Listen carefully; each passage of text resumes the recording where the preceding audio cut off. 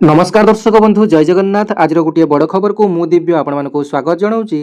दर्शक बंधु ओडिशा रे स्कूल खरा छुट्टी को नहीं एबे आसिला आउ एक बड़ खबरटी। तेबे ओडिशार प्रत्येक गणमाध्यम आपण मैंने यही खबरटी पाइपारे। तेबे आसंता काली ठारू स्कूल छुट्टी घोषणा कले सरकार। तेबे यही स्कूल छुट्टी केतेक निर्दिष्ट जिले में जिलापाल मैंने घोषणा कर सबु जिला यह प्रযোज्य नुहे। आसतु संपूर्ण खबरटी जाणीने जे कौं कौं जिले में स्कूल खरा छुट्टी घोषणा कर केते तारीख पर्यंत घोषणा कर। तेबे यही खबरटी समस्त अभिभावक पिला माने तथा शिक्षक शिक्षयित्री माने जानिबा निहाती आवश्यक। कहीं बर्तमान राज्य में जमी मुंडफटा खरा होउची घर बाहरिया मध्य संभव होउना।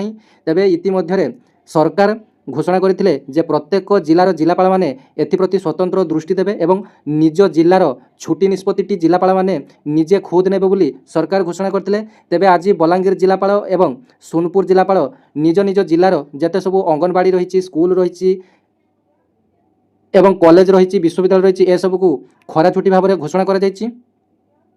तेबे बलांगीर जिले में आसंता 18 तारिख रु 21 तारिख पर्यंत छुट्टी घोषणा कर सरकार। सेहीपरि सोनपुर जिले में 18 तारिख रु 22 तारिख पर्यंत छुट्टी घोषणा कर सरकार। तेबे तापरे छुट्टी को आहरी बढ़ाई दि जाए जदि अधिक गरम अनुभूत हुए एवं बर्तमान सुधा सामर भैकेसन बा ग्रीष्म छुट्टी केबे पड़िबो ताहा मध्य स्थिर होई नाही। तेबे जदि ग्रीष्म प्रभाव एमिति जारी रहे तेबे सरकार एई मास शेष ठारू खरा छुट्टी संपूर्ण भाव में समर भैकेसन घोषणा करिपारंती।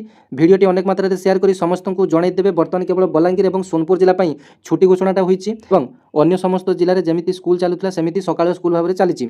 धन्यवाद। जय जगन्नाथ। एमिति नुआ नुआ इनफॉरमेशन पाइबा चैनल टी आपण माने फॉलो करिया पई भूलिबे नहीं। धन्यवाद। जय जगन्नाथ।